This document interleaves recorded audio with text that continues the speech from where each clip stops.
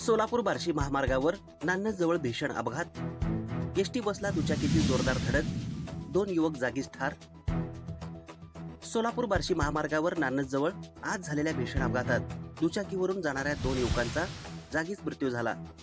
ST बसला दुचाकीने दिलेल्या जोरदार धडकेत दोघांचा जागीच मृत्यू झाल्याची प्राथमिक माहिती मिळत आहे.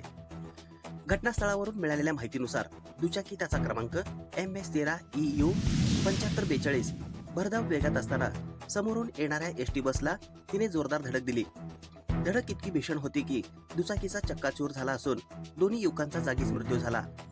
अपघातानंतर महामार्गावरील वाहतूक काही काळ विस्कळीत झाली होती. नान्नज पोलिसांनी तत्काळ घटनास्थळी धाव घेत पंचनामा सुरू केला आहे. मृत युवकांची ओळख पटवण्याचे आणि अपघाताचे नेमके कारण शोधण्याचे काम सुरू आहे.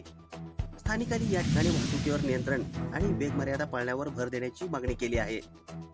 अधिक माहिती प्रतीक्षेत.